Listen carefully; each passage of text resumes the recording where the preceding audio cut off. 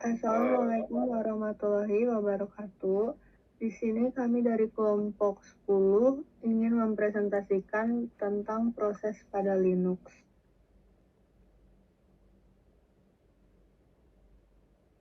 Kelompok kami terdiri dari saya sendiri, Andara Carol Saragi dengan NIM belakang 112.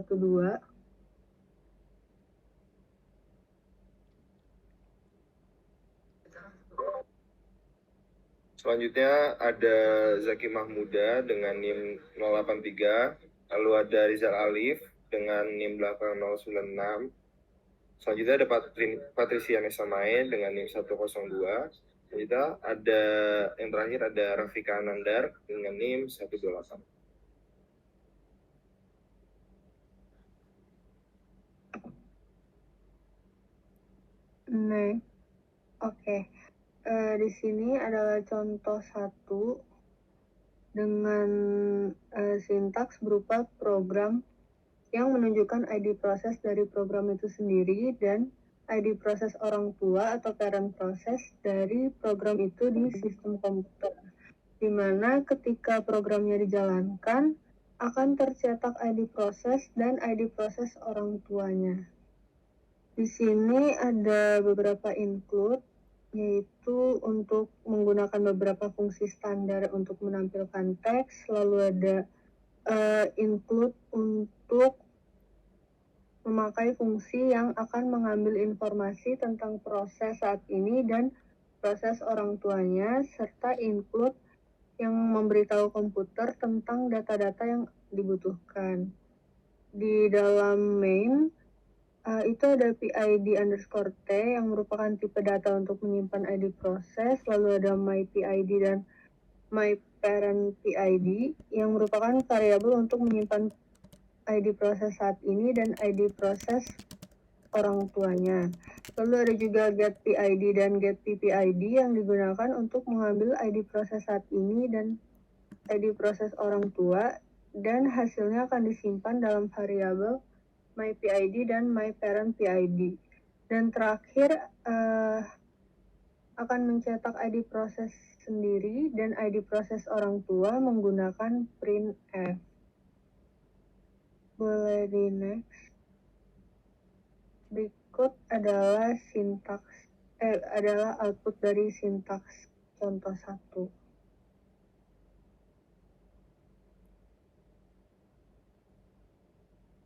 Oke, di sini ada contoh 2 di mana program ini merupakan contoh yang menunjukkan penggunaan fungsi fork.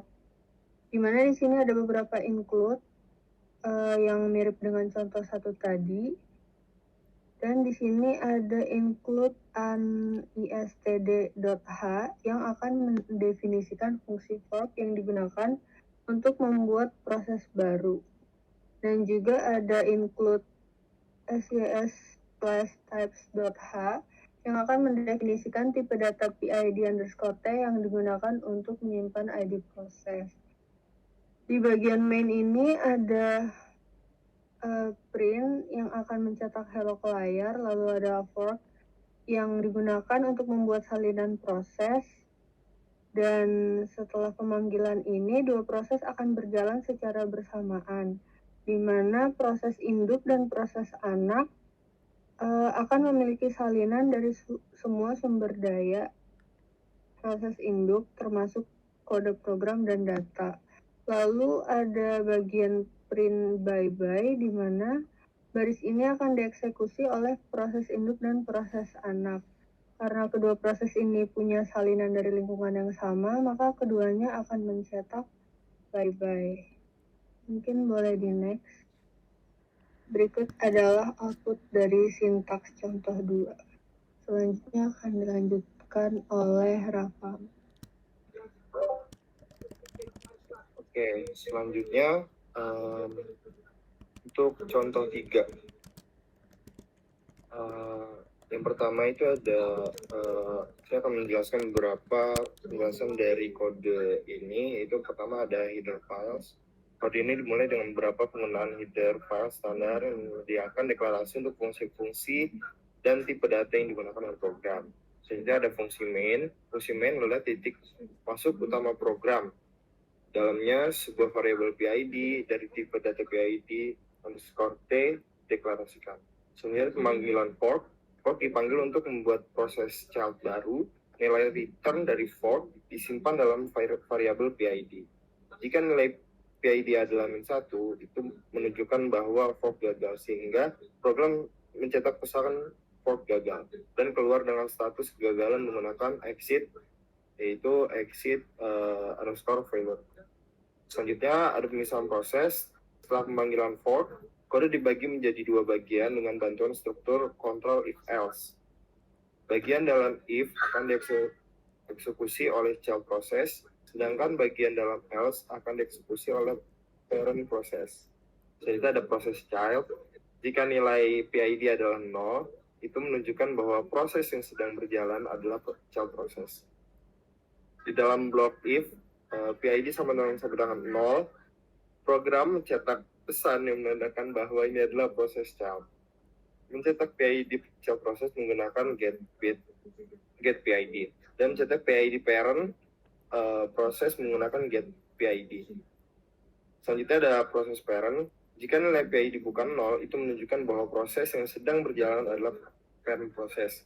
Di dalam blok else, program mencetak pesan yang menandakan bahwa ini adalah proses parent. Mencetak PID parent proses menggunakan get PID, mencetak PID parent proses menggunakan get PID, dan mencetak PID child proses yang diperoleh dari nilai PID. Selanjutnya ada return value. Terakhir, program mengembalikan nilai 0, return 0 dari fungsi main untuk menunjukkan bahwa program berakhir dengan normal. Berarti next. Berikut adalah output dari sintaks contoh 3. Next. Selanjutnya ini adalah sintaks contoh 4. Saya akan menjelaskannya. Itu pertama, dimulai dengan berapa penggunaan header file standar yang menyediakan deklarasi untuk fungsi-fungsi tipe data yang digunakan dalam program. Selanjutnya ada definisi konstanta, max loop, didefinisikan sebagai konstanta dengan nilai 100. Konstanta ini digunakan untuk menentukan berapa kali iterasi akan dilakukan dalam loop dalam fungsi .child, doChild, dan doParent. Selanjutnya ada prototype fungsi. Sebelum fungsi-fungsi doChild dan doParent didefinisikan, prototype mereka diberikan.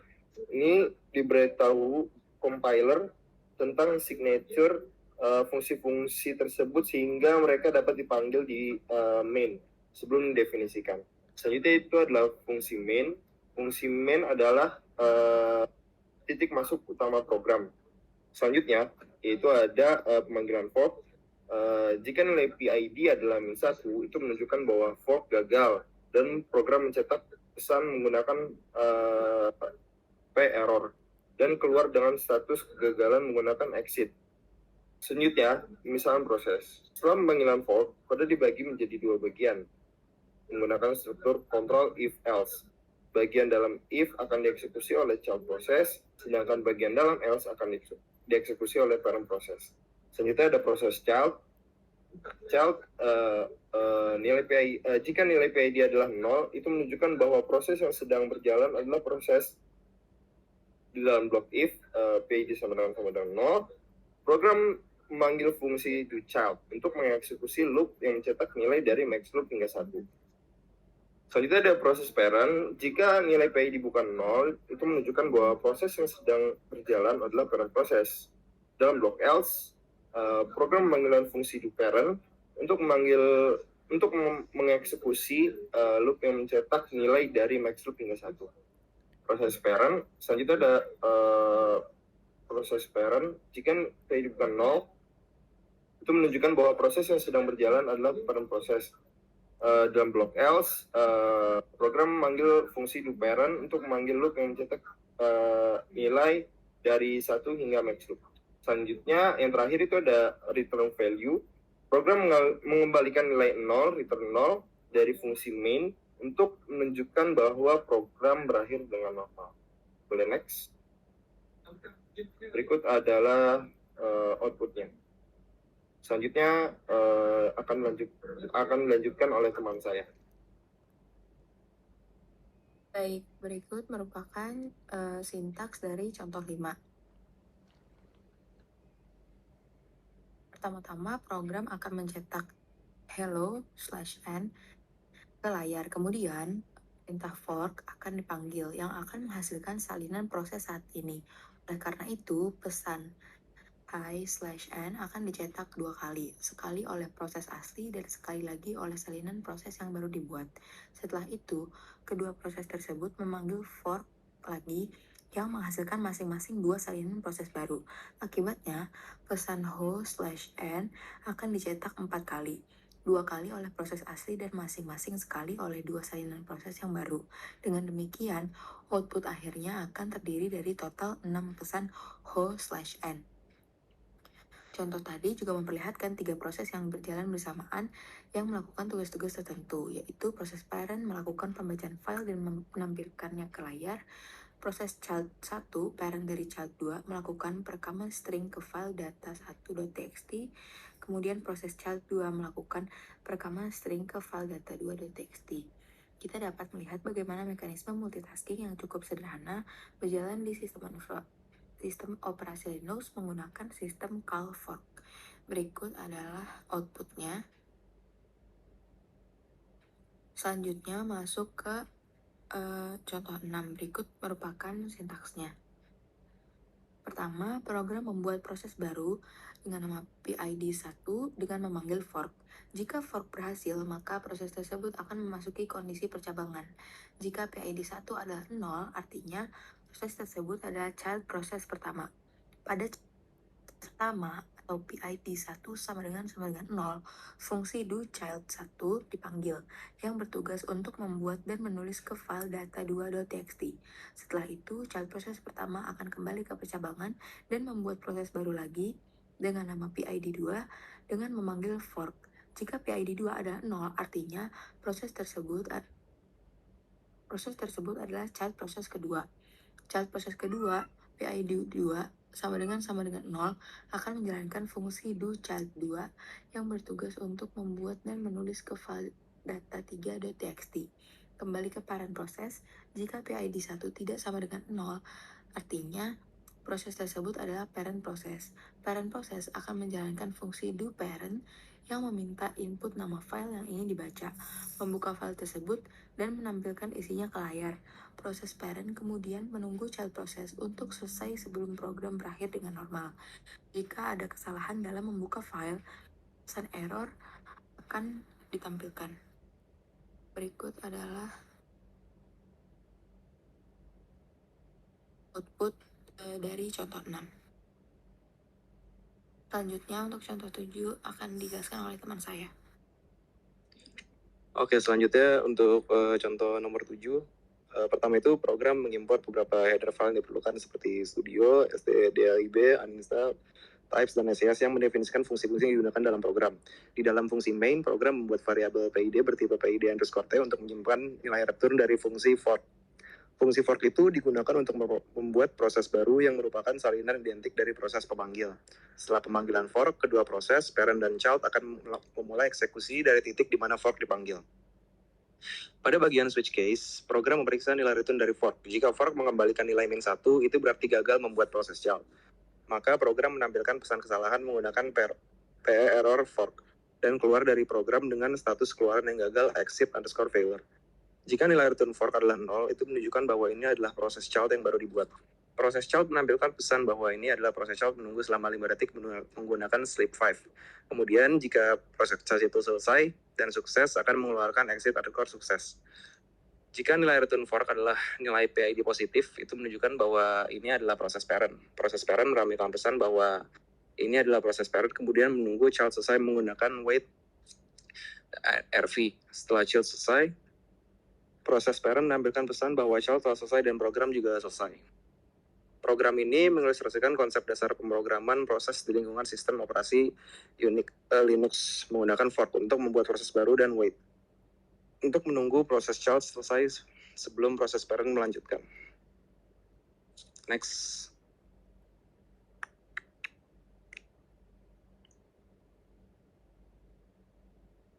untuk contoh 8. Contoh 8 ini program mengimport beberapa header file seperti Studio H, seperti yang tadi. Dan di dalam fungsi main, program membuat variabel PID bertipe PID_T untuk menyimpan nilai return dari fungsi fork.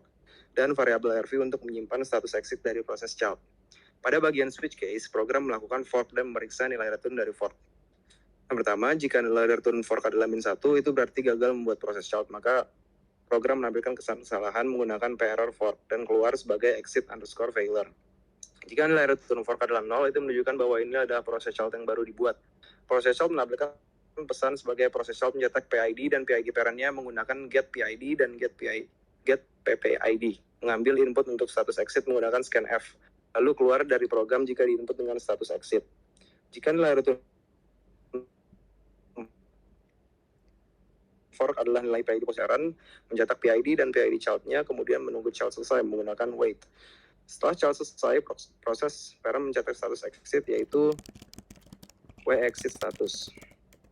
Program ini mengilustrasikan interaksi antara proses parent dan child, di mana parent menunggu child selesai dan mendapatkan status exit dari child setelah selesai.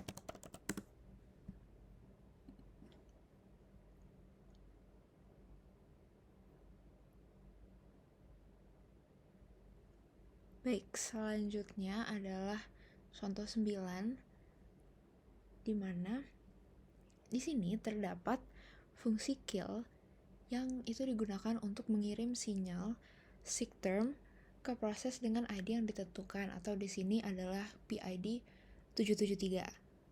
Nah, sinyal seek term ini adalah sinyal standar yang dikirimkan ke sebuah proses untuk meminta agar proses tersebut berhenti secara normal. Dengan kata lain, program ini akan mengirimkan sinyal kepada proses dengan ID 773 untuk meminta agar proses tersebut berhenti secara normal. Jadi sintaks ini akan mengirimkan sinyal seek term ke proses dengan ID 773 menggunakan fungsi kill. Oke, boleh di next untuk outputnya.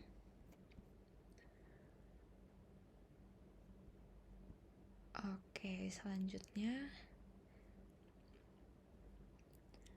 Baik. Nah, selanjutnya untuk contoh 10. Di sini ada program yang memiliki dua proses, yaitu yang pertama ada proses induk dan ada proses anak. Proses ini menggunakan fungsi fork, di mana proses anak mencetak child, hello parent, tidur selama 3 detik dan kemudian keluar. Proses induk akan mencetak parent, hello child, dan menghitung dari 1 hingga 5 dengan tidur selama 1 detik setiap kali dan kemudian keluar. Kemudian, penggunaan fungsi sinyal untuk menangani sinyal seek child yang dipancarkan ketika proses anak selesai dieksekusi. Saat sinyal ini diterima, fungsi seek handler akan dipanggil dan mencetak child selesai, yang kemudian memungkinkan program untuk menangani kejadian saat proses anak selesai. Jadi, fungsi seek handler ini akan bertugas untuk menangani sinyal seek child yang dipancarkan saat proses anak selesai. Oke, boleh di next untuk outputnya. Berikut adalah output dari contoh 10 tadi. Selanjutnya akan dilanjutkan oleh rekan saya. Oke, selanjutnya ada contoh 11. Jadi di sini merupakan contoh penggunaan signal dalam bahasa C menggunakan library signal.h untuk menangani sinyal antara proses parent dan child. Jadi pertama ini ada program ini menggunakan beberapa library standar untuk operating system. Selanjutnya ada fungsi seek_quit yang dideklarasikan sebagai prototype. Nah, fungsi ini nanti bakal menangani sinyal seek_quit yang diterima oleh proses child. Boleh di next. Selanjutnya ada fungsi utamanya, yaitu fungsi main. Awalnya proses child dibuat menggunakan fungsi fork. Lalu selanjutnya dalam switch case, jika fork gagal, maka akan ditampilkan pesan kesalahan. Jika berhasil, program akan beralih ke case 0, yaitu proses child. Lalu proses child menginstal penanganan sinyal baru untuk seek_quit menggunakan fungsi signal. Selanjutnya, proses child akan langsung masuk ke dalam loop yang tak berujung dengan for. loop yang terus-menerus gitu. Selanjutnya, proses parent akan mencetak pesan bahwa akan mengirimkan sinyal secret ke proses child. Kemudian menggunakan kill untuk mengirimkan sinyal secret ke proses child dan menunda selama 3 detik menggunakan sleep. Terakhir, proses parent akan keluar dari program. Nah, berikutnya ada fungsi penanganan signal yaitu secret. Boleh di oke. Jadi ini adalah fungsi yang bakal dipanggil di fungsi utama ya ketika proses child menerima sinyal secret dari proses parent. Nah, fungsi ini bakal nyetak pesan bahwa proses child menerima sinyal secret dari parent, lalu kemudian proses child akan keluar dari program dengan exit 0. Boleh di next. Nah, berikut adalah output dari program tersebut. Oke, selanjutnya ada contoh 12. Nah, contoh ini merupakan contoh penggunaan signal juga dalam bahasa C untuk komunikasi antara proses parent dan child. Sama seperti sebelumnya, program ini menggunakan beberapa library standar. Selanjutnya ada 4 fungsi penanganan sinyal yang dideklarasikan sebagai prototipe, yaitu site up, seek in, seek quit, dan seek turn. Boleh di next.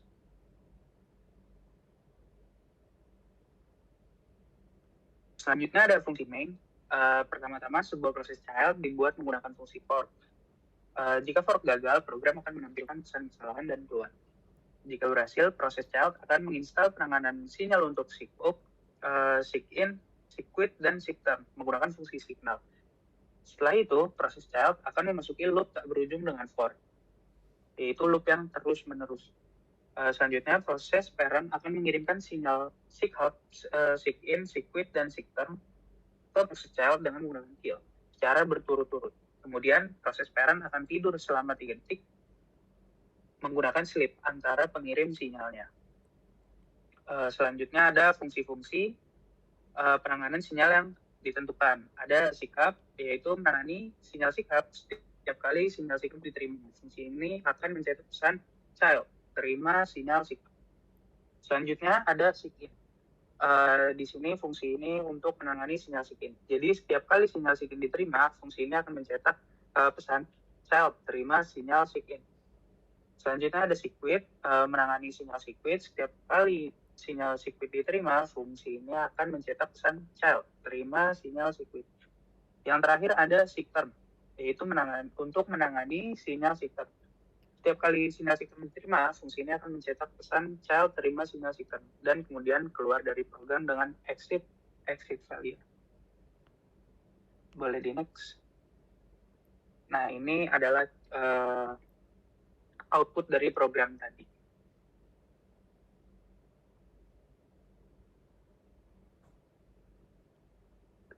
Sekian presentasi dari kelompok kami. Terima kasih.